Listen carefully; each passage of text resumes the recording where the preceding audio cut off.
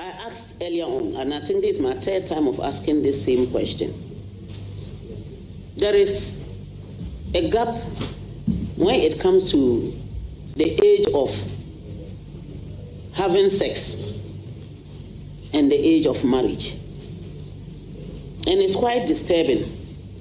For me as a woman, I have looked at it severally, and I think that if at 16 years, especially the girl child, is still in school or supposed to be in school, and she is allowed or permitted by law to have sex,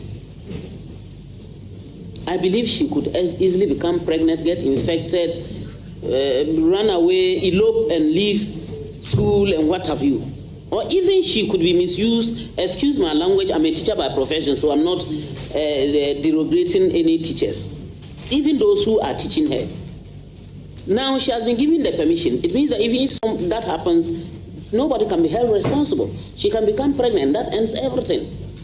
But then she cannot get married to the one who has impregnated her because she is still 16 years. Because the law says that 18 years before she can get married. The gap between 16 and 18 is a very big problem. 2 years. It's not a small thing. The child would have started even running around if she becomes pregnant, but she is not married. How do we reconcile this issue? My question is, how are we going to make sure that the girl either shouldn't have sex when she is 16 because of all these things we have identified, or the girl can marry?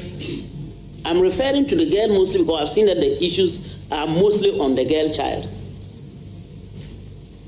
Or she should wait until when she's 18. What do we do as women to help them, whether the girl or the boy? Very well, Mr. Chairman.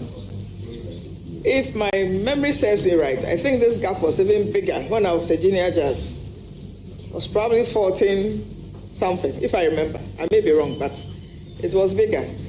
You are perfectly right with what do we do with the gap.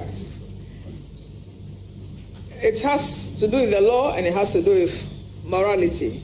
Sometimes it is very difficult to legislate issues that border on morality.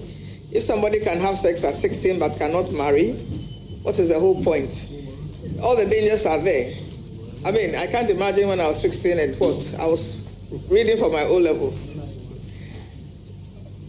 I believe when you say what can we do as women, you didn't say what can you do as lawmakers. But I can say, what can we do as women, sisters, mothers? I think education is a natural contraceptive. The longer the girl child stays in school, the longer it will get to the point of settling down to have a family. It doesn't mean that, I'm not saying that everybody should go to school and become a judge or a doctor or a lawyer or something, but even if a girl child grows up to become a young lady, has to do some training to learn cookery or sewing, all those are training times and they keep you rooted and focused. So that is one of the things that can be done. But if we move the gap and we even make it 18-21, I am sure we'll come back and have the same conversation. So you cannot keep on legislating.